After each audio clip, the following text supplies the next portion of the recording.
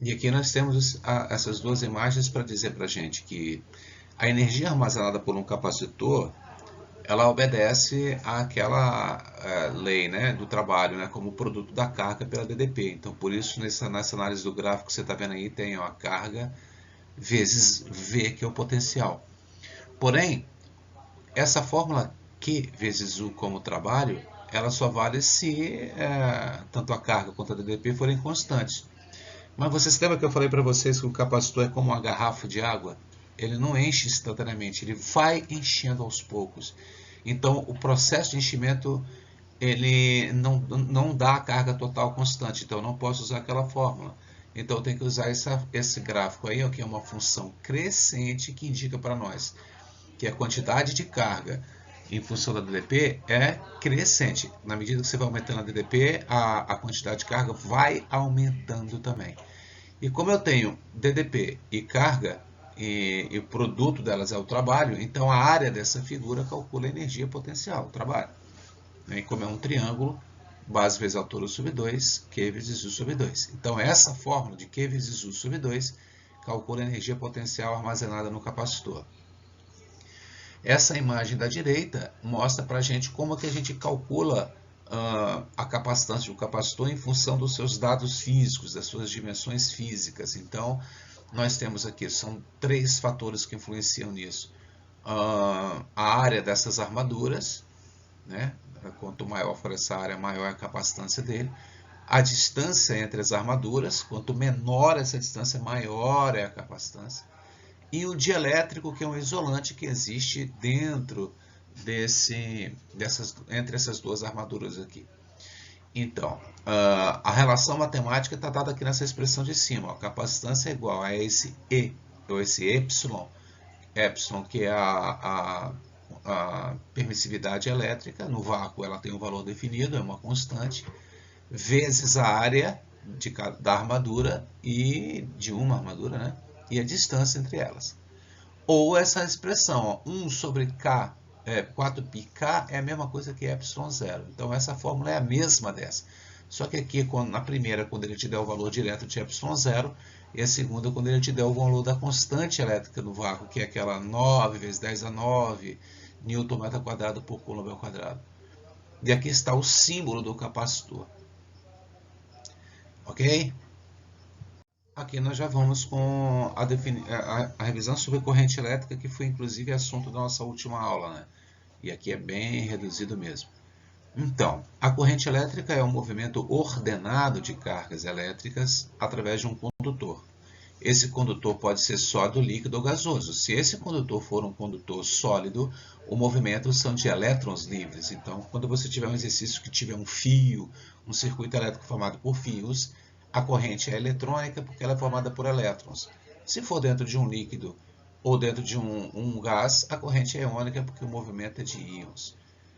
Do lado de cá nós temos a representação matemática, né? A corrente é a quantidade de carga dividido pelo tempo, né?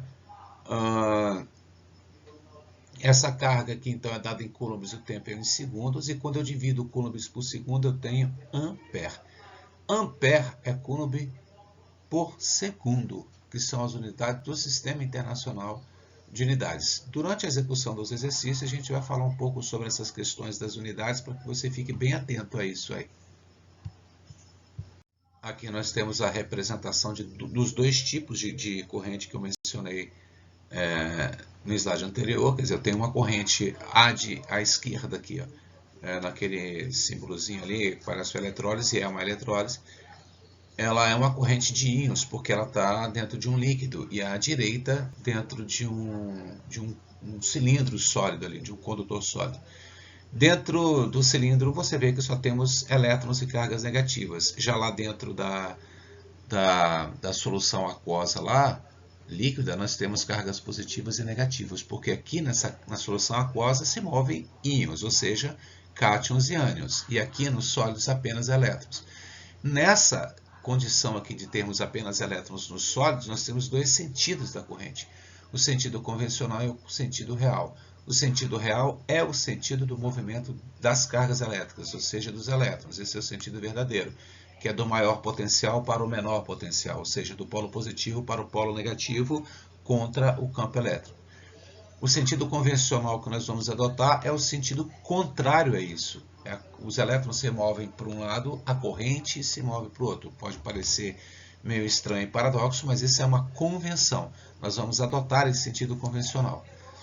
E essa figura do meio mostra para a gente um gráfico de, digamos ali, 4 tipos de corrente elétrica. Uma corrente pulsante, que ela varia de forma como um pulso, né, de uma onda qualquer. Uma corrente, essa azulzinha, né? Essa cinza aí representa uma corrente variável qualquer, uma corrente maluca, a gente não vai se preocupar com ela, nem com a pulsante. A gente vai se preocupar com essa vermelhinha e essa verde, que é a corrente contínua e a corrente alternada. A corrente contínua, ela é obtida, ela é contínua, então ela tem um valor constante, ela é obtida a partir de pilhas e baterias. Né? Todo equipamento que funciona com pilhas e baterias, ela funciona com corrente contínua. E essa verdinha que é a corrente alternada, ela alterna os sentidos e a intensidade. Essa é toda a corrente que é obtida através de tomadas, nas paredes e tal, que são aquelas produzidas nas usinas geradoras de energia elétrica, a corrente alternada. Então, ela tem uma parte para cima e uma parte para baixo, porque ela está num sentido positivo, a corrente está nessa parte da onda para cima do eixo T.